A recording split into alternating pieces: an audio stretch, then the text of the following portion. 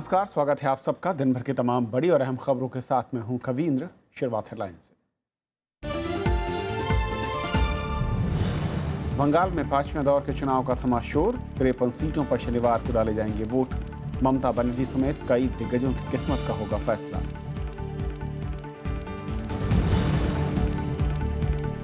Agusta Westland मामले में BJP और कांग्रेस में आरोप प्रत्यारोप। बीजेपी अध्यक्ष ने पूछे घूस लेने वालों के नाम। कांग्रेस ने कहा नाम बताना सरकार का काम।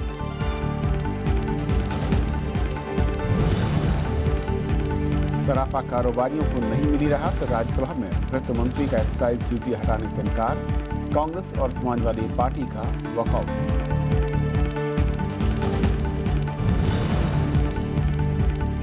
भारत को मिला देसी जीपीएस नाविक। 7वें नेविगेशन सैटेलाइट का सफल प्रक्षेपण। राष्ट्रपति, उपराष्ट्रपति, प्रधानमंत्री ने दी बधाई।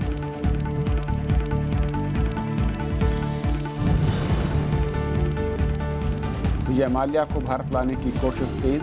विदेश मंत्रालय की प्रत्यर्पण के लिए ब्रिटेन को चिट्ठी। मनी लॉन्ड्रिंग मामले में जांच का हवाला।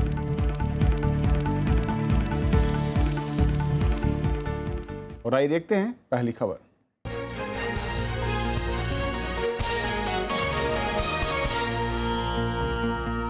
वित्त मंत्री अरुण जेटली ने ज्वेलर्स पर 1% की एक्साइज ड्यूटी वापस लेने से इनकार कर दिया है। उन्होंने कहा है कि 6 करोड़ से ज्यादा टर्नओवर वालों को ये कर चुकाना होगा। हालांकि दलगत राजनीति से ऊपर उठकर कई सांसदों ने यह प्रस्ताव वापस लेने की मांग की। जवाब से संतुष्ट कांग्रेस और समाजवादी पार्टी ने वॉकआउट भी किया। टैक्स आपको देना पड़ेगा, लेकिन हैरेसमेंट रोकने के लिए आपको कोई और अगर सुविधा इसमें चाहिए, कोई प्रिकॉशनरी स्टेप चाहिए, तो हम वो भी लेने को तैयार हैं। वित्त मंत्री अरुण जेटली ने राज्यसभा में ध्यान आकर्षण प्रस्ताव पर चर्चा का जवाब देते हुए साफ कर दिया कि सोने के गहनों पर लगी एक्साइज ड्यूटी नहीं हटेगी। चर्चा की शुरुआत करते हुए कांग्रेस सांसद राज बब्बर ने आरोप लगाया कि इससे बड़े सराफा कारोबारियों को फायदा होगा। हम चाहते हैं कि किसी भी तरीके से काले धन की कोई रुकावट हो, लेकिन इस तरह के कानून सामने ना आए जिसके अंदर 1.5 करोड़ से ज्यादा आर्टिसन जो है वो अपने आप को बेरोजगार साबित करे, वो गुनाहों की तरफ चला जाए। सीपीआई और जेडीयू ने कहा कि एक्साइज ड्यूटी लगने से छोटे कारीगरों को घाटा होगा। There are thousands of workers in the industry and it is an unorganized sector and there is a perception these measures may be turned against the interests of those workers.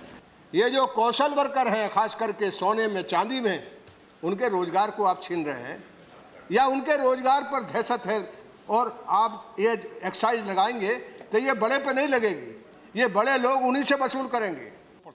Samajwadi party और BSP ने जानना चाहा कि जब GST आ रहा है तो इसकी क्या जरूरत है।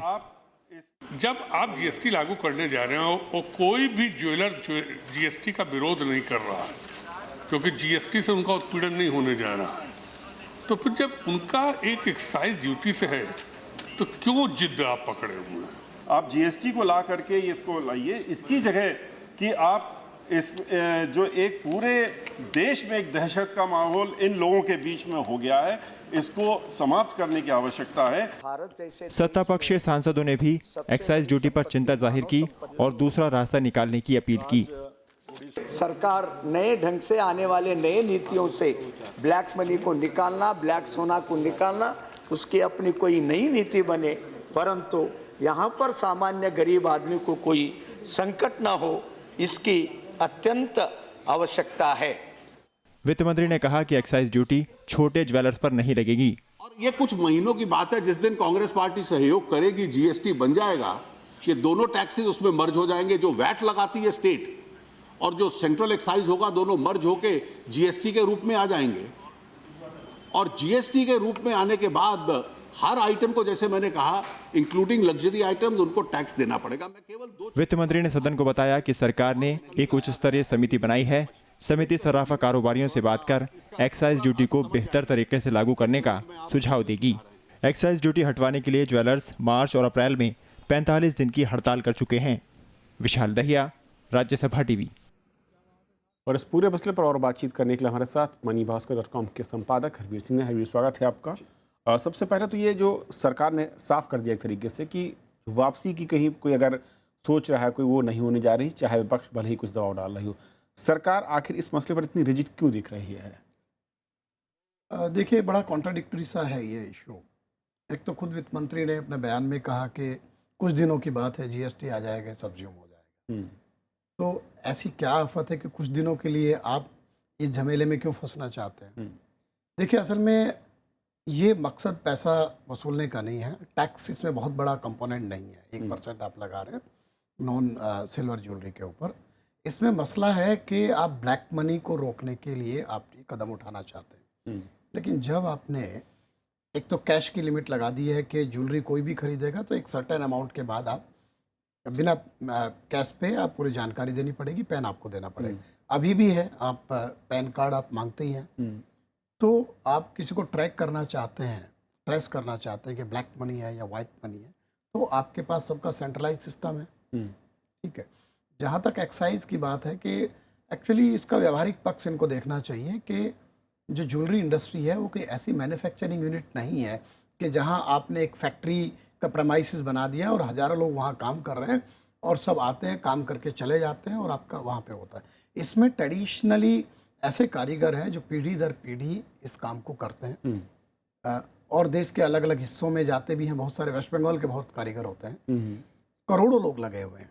तो जब ये 43 डेज़ की, जब 43 दिन की हड़ताल चली जो अप्रैल में टूटी थी, तो उसको लेकर के आप ये देखिए कि बहुत सारे लोग बहुत बुरी हालत में चले गए थे। रोजी रोटी का संकट हो गया था। तो वो लोग ले जाते हैं वहाँ से रॉ मटेरियल और बना करके दे जाते हैं।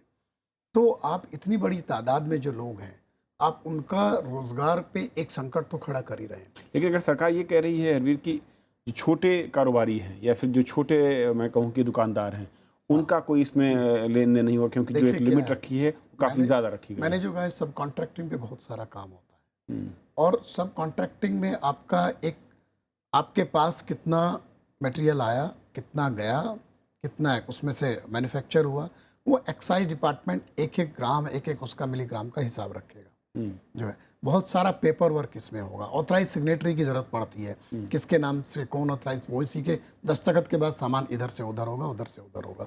दूसरे, मैं वही कह रहा हूँ कि ये पारंपरिक तरीके से काम करने वाले आर्टिजन्स हैं जो कि ले जाते हैं और बना करके दे जाते हैं। अब आप सब उनका रखेंगे, कितनी बार उस प्रमाइसिस से माल बाहर गया, कितनी बार अंदर आया, फिर आप रेट डालेंगे, आप भले ही कुछ ना कहें। दूसरे, गोल्ड एक, ये बुलियन जो है वो वैल्यूएबल कमोडिटी है, उसकी वैल्यू बहुत होती है। अब जैसे कहते हैं कि 6 करोड़ वालों के ऊपर वालों को ही लगेगा, 6 करोड़ इसमें बहुत बड़ी चीज़ नहीं है जो है, क्योंकि ये बहुत ही मूल्यवान धातु है, तो उसमें तो टर्नओवर में बहुत लोग आ जाएंगे और ये इसी तरीके से काम कराते हैं। तो ये मेरे ख्याल से सरकार को बचना चाहिए था। अभी भी इन लोगों ने सांकेतिक हड़ताल की थी 3 दिन की। तो अब गवर्नमेंट रिजिड है और लगाना ही चाहती है। फिर वो जो कमेटी बनाई है अशोक लहड़ी की अध्यक्षता में, उसका कोई मतलब नहीं। आप कहते हैं कि वो ये बताएगी कि परेशानी ना हो, परेशानी ना होने का क्या मतलब है? सर्टेन रूल रेगुलेशन, उसका जो प्रोसीजर है एक्साइज कलेक्शन का, डॉक्यूमेंट मेंटेन करने का, वो तो तय है, उसमें क्या करेंगे? उतने ही खर्चे रहेंगे उतने बढ़ेगा। तो क्या फिर जो विपक्ष का आज आरोप था, एक बड़ा आरोप ये है कि जो बड़े कारोबारी हैं, बड़े घराने, देखिए इसमें बिल्कुल ठीक कह रहे हैं, कहीं ना कहीं उनको फायदा है। जो ऑर्गेनाइज सेक्टर में जो लोग आए हैं, जिनके मैन्युफैक्चरिंग यूनिट है प्रॉपर, और वो देश में बहुत ज़्यादा लोग नहीं हैं, मुश्किल से आपको 1 दर्जन भी कंपनियां नहीं मिलेंगी ऐसी। वो कंपनियां लिस्टेड भी हैं स्टॉक मार्केट में, क्योंकि उनके यहाँ मैन्युफैक्चरिंग उनके यूनिट के अंदर ही होती है।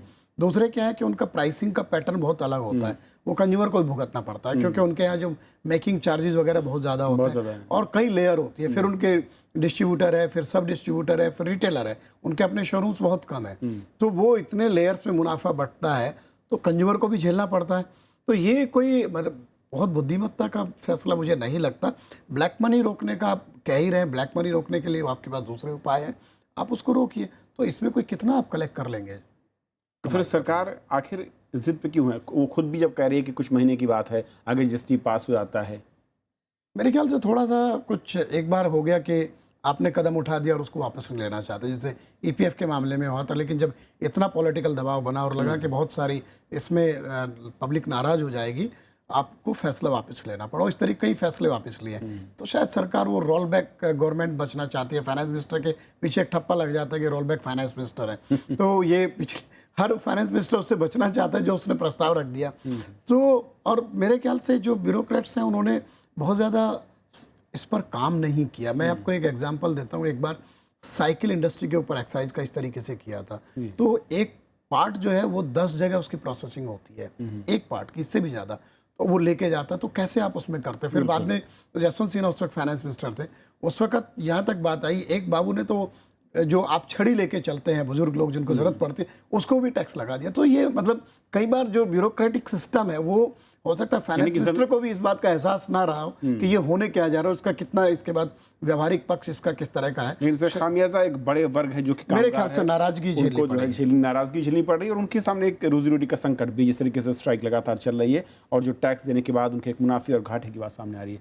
बहुत शुक्रिया हरवीर इस पूरी चर्चा में शामिल होने के लिए आपका। और ये थी हमारी पहली खबर। छोटा सा ब्रेक, और ब्रेक के उस पार दिन भर की दूसरी बड़ी खबर।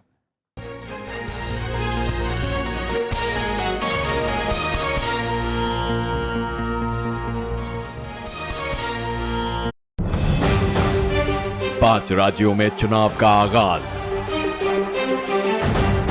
सरकार के काम पर मतदाता की आवाज। राज्यसभा टीवी पर लगातार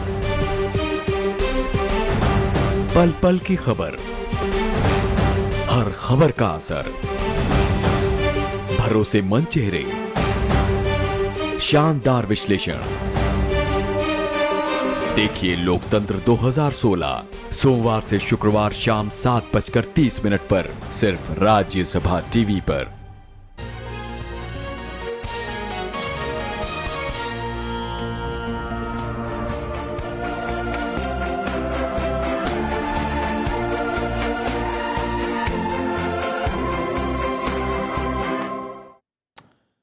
पिछले एक हफ्ते में तेलंगाना में 15 लोगों की मौत हो चुकी है, और साथ ही इस साल गर्मी से मरने वालों की संख्या अब 137 को पार कर गई है। राज्य आपदा प्रबंधन विभाग के मुताबिक सबसे ज़्यादा 34 लोगों की मौत मेरठ जिले में हुई है।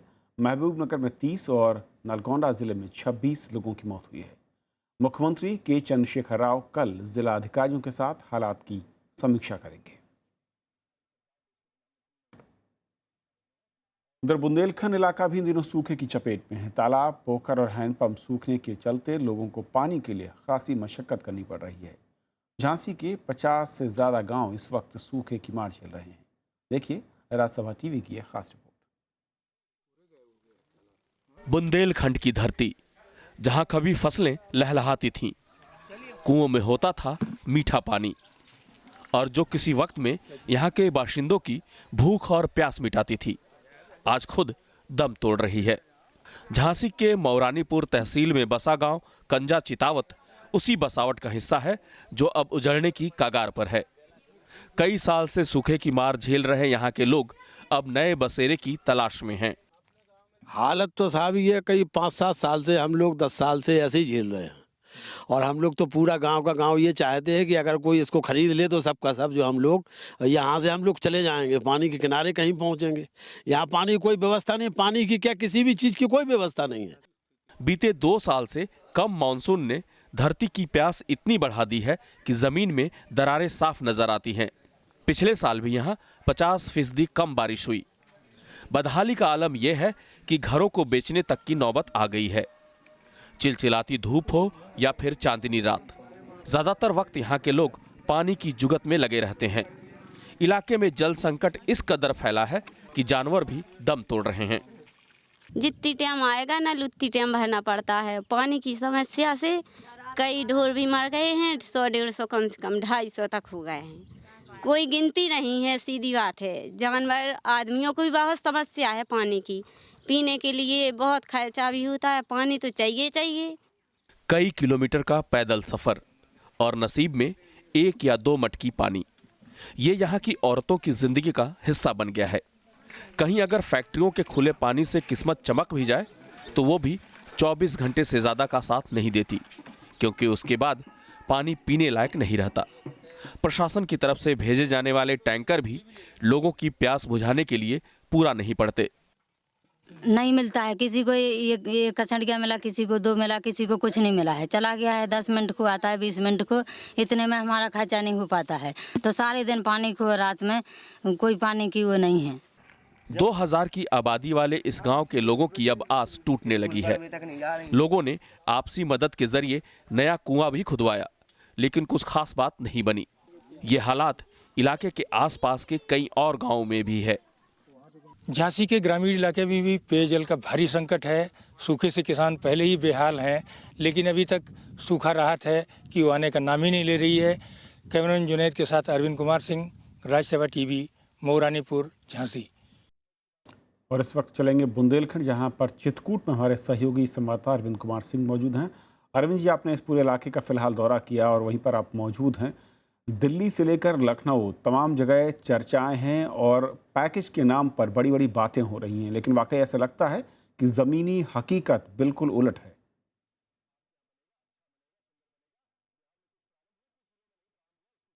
कविन जी, जहाँ तक बुंदेलखंड की बात है तो मैं 23 तारीख से लगातार बुंदेलखंड में हूँ। लगभग हर इलाके को देखा है। पूरा का पूरा जो बुंदेलखंड इलाका है भारी एक तरह से जल संकट और सूखे से झेल रहा है। और कोई एक बार की बात नहीं है, ये पिछले कई सूखे से और यहाँ के प्रतिकूल माहौल में किसानों की स्थिति बहुत ही ख़राब है, बहुत ही दयनीय है। और जो पैकेज भी है वो वस्तुतः जो है वो बहुत ही उसको जो कहेंगे कि वो प्रतीकात्मक है, तो ये ज़्यादा बेहतर होगा। और सारे जो जल स्रोत हैं वो सूख चुके हैं ज़्यादातर जगहों के। और जो किसानों का जो पहले से ही यहाँ उपेक्षा के शिकार रहे हैं, काफ़ी बड़ी संख्या है जो आत्महत्या कर चुके हैं। तो कुल मिलाकर के यहाँ बहुत प्रतिकूल हालात हैं। और मुझे लगता है कि प्रशासन को जो संवेदनशीलता दिखाई जानी चाहिए थी उनकी ओर से, वो बिल्कुल नहीं दिखाई गई है। और हालांकि दौरे कर रहे हैं काफ़ी बड़े अधिकारी, मुख्यमंत्री भी आए ललितपुर में, लेकिन ज़मीन पर बहुत ख़राब हालात है। कभी मैं बयान नहीं कर पा रहा हूँ यहाँ देखने के बाद इस तरह का। चलो अरविंद जी, शुक्रिया आपका वहाँ से ज़मीनी हकीकत हम सबके सामने लाने के लिए। तो बुंदेलखंड के इलाके का हाल आपने देखा। उधर अब बात चुनावी दंगल की। पश्चिम बंगाल में 5वें दौर के लिए प्रचार का शोर अब थम गया है और इस चरण में राज्य की 53 सीटों पर वोटिंग होनी है। कुल 349 उम्मीदवार मैदान में हैं, जिसमें से भवानीपुर सीट से खुद ममता बनर्जी शामिल हैं। पश्चिम बंगाल में अब 5वें दौर के मतदान की बारी है। इस चरण के प्रचार का शोर अब थम गया है। उम्मीदवार अब घर घर जाकर जनसंपर्क में जुटे हुए हैं।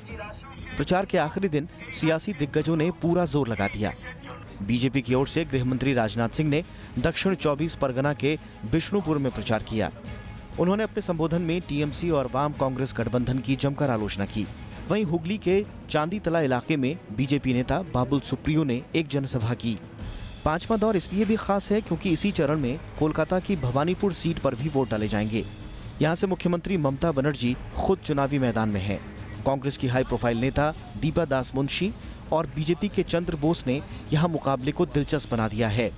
ममता बनर्जी पर अपनी सीट के अलावा पार्टी के प्रचार की जिम्मेदारी भी है, लिहाजा प्रचार थमने से पहले उन्होंने जाधवपुर में चुनावी रैली की। पिछले चरणों में हिंसा के मामले देखते हुए चुनाव आयोग ने इस चरण में भी सुरक्षा के खास इंतजाम किए हैं।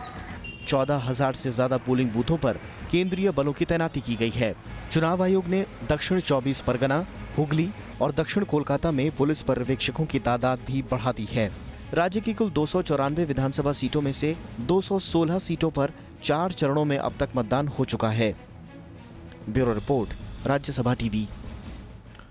हेलीकॉप्टर सौदे को लेकर बीजेपी और कांग्रेस में आरोप प्रत्यारोप तेज हो गए हैं। बीजेपी अध्यक्ष ने कांग्रेस से घूस खाने वालों के नाम पूछे हैं, तो वहीं कांग्रेस ने एक बार फिर आरोपों से साफ इनकार किया। तो बीएसपी ने मामले की सुप्रीम कोर्ट की निगरानी में जांच की मांग की है। अगस्ता वेस्टलैंड सौदे में बीजेपी ने कांग्रेस से घूस लेने वालों का नाम बताने को कहा है। बीजेपी अध्यक्ष अमित शाह ने कहा कि घूस देने वाले इटली की जेल में बंद हैं, इसलिए अब कांग्रेस ये बताए कि भारत में घूस की रकम किन लोगों तक पहुंची। कांग्रेस अध्यक्ष इतना जनता के सामने रखे कि ये जो पैसा दिया गया है, इटली की कोर्ट में सिद्ध हो गया है कि पैसा दिया गया है, वो पैसा किसको मिला है, किसने लिया है और इसमें जिम्मेदारी कितनी है, इतना अगर वो स्पष्टता करे तो देश की जनता के सामने सारे बात अपने आप साफ हो जाएगी। कांग्रेस ने अमित शाह के आरोपों का खंडन किया है। पार्टी ने कहा है कि बीजेपी 2 साल से सत्ता में है और नाम बताने की जिम्मेदारी उसकी है। जो झूठे आरोप लगाए हैं उससे जनता समझेगी कि कितने घबराए हुए हैं, कितने बौखलाए हुए हैं। वो लोग ऐसा कहते हैं। अगर 2 वर्ष 24 महीने में सीबीआई और ईडी के अंतर्गत वो इतना मालूम नहीं कर सके तो क्या निष्क्रिय सरकार है, निकम्मी सरकार है? हमसे क्यों पूछ रहे हैं? बीएसपी ने इस मामले में सुप्रीम कोर्ट की निगरानी में जांच की मांग की तो जेडीयू ने तेजी से जांच कराने की बात कही। इस मामले की जो सीबीआई से जांच हो रही है तो ये जांच माननीय सुप्रीम कोर्ट की देखरेख में हो ताकि सही तथ्य देशवासियों के सामने आ सके और जो भी इसमें दोषी लोग हैं उनके खिलाफ कार्यवाही की जा सके। सीबीआई ऑलरेडी केस है, आप उसकी जांच करिए गहराई से। ईडी आपके पास है, सरकार आपके पास, सब तरह के विभाग आपके पास है। आप जब भाषण करने लगते हैं तो आरोप लगाने की आपको क्या जरूरत है? आप तो आरोप सिद्ध कर दीजिए, पकड़ लीजिए। विदेश राज्य मंत्री वीके सिंह ने एक सवाल के जवाब में राज्यसभा में बताया कि बिचौलिए क्रिश्चियन मिशेल को प्रत्यर्पित करने के लिए ब्रिटेन से अनुरोध किया गया है। Bureau report, Rajya Sabha TV. Rajya Sabha के उपसभापति विजय कुरियन ने मानव संसाधन विकास मंत्री स्मृति ईरानी को विशेषाधिकार हनन का नोटिस देने की खबरों को गलत बताया है। मीडिया में इस तरह की खबरें आने के बाद उपसभापति ने आज ये जानकारी दी। उन्होंने कहा कि इस मुद्दे पर विशेषाधिकार समिति की बुधवार को कोई बैठक नहीं हुई। साध्वी प्राची के खिलाफ भी विशेषाधिकार हनन मामले पर अभी कोई फैसला नहीं हुआ है। Those news are not at all in conformity with facts. No such decision of asking any explanation against Honorable Minister Srimati Smriti Irani was taken. Bharat सरकार ने ब्रिटेन के हाई कमिश्नर को चिट्ठी लिखकर विजय माल्या के प्रत्यर्पण की मांग की है। इससे पहले विदेश मंत्रालय ने प्रवर्तन निदेशालय की सिफारिश पर माल्या का पासपोर्ट रद्द किया था। साथ ही उन्हें नोटिस जारी कर 22 अप्रैल तक जवाब देने के लिए कहा था। पिछले दिनों पीएमएलए एक्ट के तहत उनके खिलाफ गिरफ्तारी वारंट भी जारी किया गया था।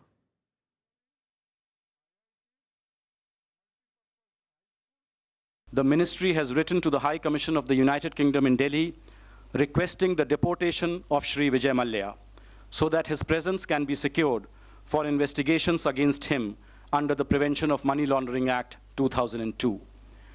Our High Commission in the UK will also be issuing a similar note verbal to the UK Foreign and Commonwealth Office. We will continue to pursue this matter with the United Kingdom authorities. 7वें navigation उपग्रह के सफल प्रक्षेपण के साथ ही स्वदेशी navigation system नाविक का काम पूरा हो गया। आज इसरो ने श्रीहरिकोटा से उपग्रह IRNS-1G को उसकी कक्षा में पहुंचा दिया। राष्ट्रपति, उपराष्ट्रपति और प्रधानमंत्री ने भारतीय वैज्ञानिकों को बधाई दी है। 5, 4, 3, 2, 1, 0। श्रीहरिकोटा सतीश धवन अंतरिक्ष केंद्र से PSLV C-33 ने जैसे ही आसमान में उड़ान भरी, नेविगेशन प्रणाली का 7वां और आखिरी उपग्रह IRNSS-1G अपने मिशन पर रवाना हो गया। करीब 20 मिनट बाद ये सब जियोसिंक्रोनस ट्रांसफर ऑर्बिट में पहुंच गया। आज के हमारे 7वें नेविगेशन उपग्रह सफल प्रक्षेपण के शुभ संदर्भ में मैं बहुत ही हर्ष से आप सबको हार्दिक स्वागत करता हूं। प्रधानमंत्री नरेंद्र मोदी ने अपने कार्यकाल में प्रक्षेपण का लाइव प्रसारण देखा। उन्होंने इसरो के वैज्ञानिकों को इस कामयाबी पर बधाई दी है। इसरो की पूरी टीम को हृदय से बहुत बहुत धन्यवाद करता हूं, उनका अभिनंदन करता हूं। इस पूरी नई टेक्नोलॉजी के माध्यम से मिलने वाली सेवाओं को आज हमने तय किया है कि सारी व्यवस्था, हमारी ये जीपीएस सिस्टम नाविक नाम से जानी जाएगी। स्वदेशी नेविगेशन सिस्टम की इस परियोजना में करीब 910 करोड़ रुपए के खर्च का अनुमान है। इस सीरीज के 7 उपग्रहों में से पहले उपग्रह को जुलाई 2013 में प्रक्षेपित किया गया था। 3 साल से भी कम समय में इसरो ने देश को उन चुनिंदा देशों की कतार में खड़ा कर दिया जिनका अपना खुद का नेविगेशन सिस्टम है। स्वदेशी नेविगेशन सिस्टम से देश के किसी भी हिस्से की पूरी सटीक जानकारी मिलेगी। इसमें सभी के लिए 20 मीटर से भी कम की दूरी और प्रतिबंधित सर्विस के तहत 10 मीटर की चीजों को देखना मुमकिन होगा। इससे हवाई और समुद्री नेविगेशन में मदद मिलेगी और आपदा प्रबंधन का काम आसान होगा। सैन्य इस्तेमाल में मिसाइल, विमानों को ट्रैक करने और नेविगेशन में भी इसका इस्तेमाल किया जाएगा। इस तरह की जो पोजीशन सैटेलाइट्स हैं, अब और देशों में देखो तो शुरुआत डिफेंस से हुई है। हमारा जो है ये मतलब एक सिविल एफर्ट है। इसकी जो उपलब्धियां हैं वो जहाँ जहाँ हमें जिस तरह की ज़रूरतें हैं उसमें जा सकती हैं।